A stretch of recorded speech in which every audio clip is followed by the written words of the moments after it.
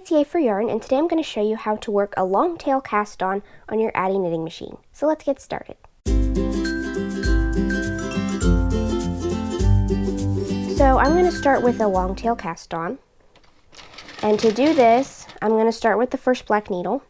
I'm going to leave about 2 feet of a tail and make a slip knot. And the important thing with this is that your slip knot, when you make your slip knot, the tail, the end of the yarn, when you pull on that, that is the end that should make the loop tighter when you pull on it. The working yarn end should not be making the loop tighter when you pull on it. You need to be able to pull on the tail to close up that loop, because we're going to need to tighten the loop later. So I'm going to place this slip knot on my first black needle, and we're going to hold the yarn in our hands in the slingshot position. If you are a hand knitter, then you are probably pretty familiar with this. I have my working yarn running over my index finger and down through my hand, and I'm holding on to it with my other fingers. And then I have the tail yarn, this is why it's called a long tail cast on, running around my thumb and also held with my other fingers.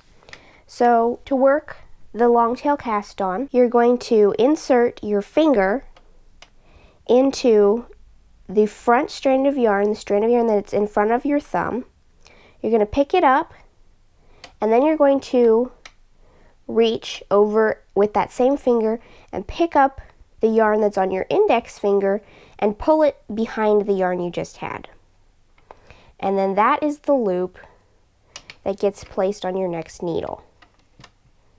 And you're going to need to do this with the hook of the needle up so that it catches the stitch in the hook, and when you sink the needle, it'll keep it down and it won't pop off the needle.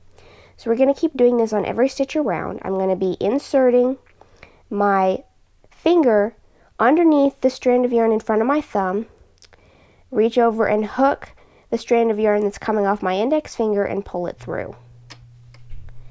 And then I'm going to slip that loop over my next needle.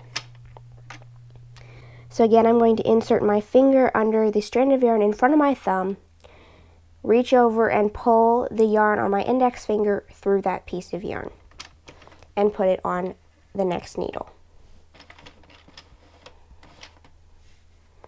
So I'm just going to keep doing this all the way around. You want to maintain a fairly even tension, but later on we're going to go ahead and tighten up our cast on.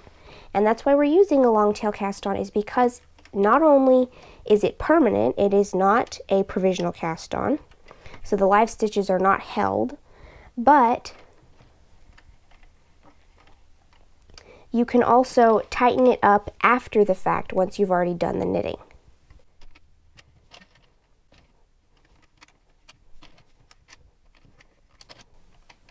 Alright, so there's my last stitch, and of course I need to make sure that it is caught in the hook of the last white needle. Now you're going to be knitting with the working yarn, and you're going to drop the tail. And if the tail seems a little short, don't worry, because we are going to tighten this cast on up after we've knit the ribbing, and this tail is going to get longer, so you have more of it to weave in.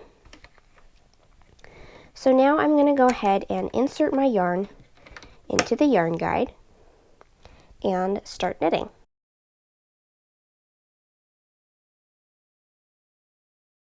Now I mentioned earlier that we were going to tighten up this cast on here, and what you're going to do is find the beginning / end of where you cast on.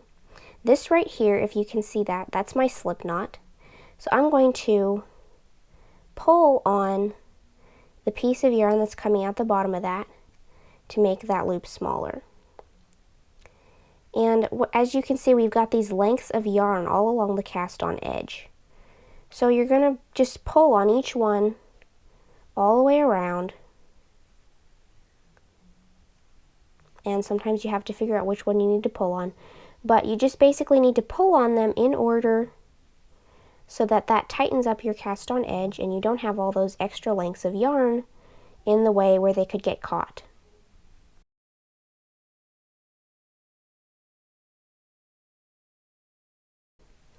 So So now I'm just about back around to the other side.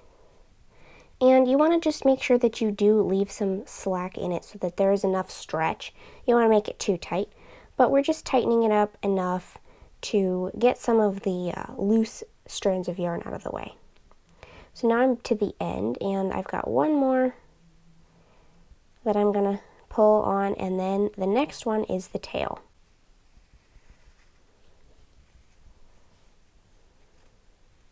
So I just pull on the tail until that last loop closes up, and then we're going to take our yarn needle and that tail, and we're going to go ahead and connect. You see there's a little split here in the cast on, so we're just going to connect the ends together by coming up through the slip knot, and I'm going to go back down over here where the yarn just came out, and then I'm just going to weave in this tail.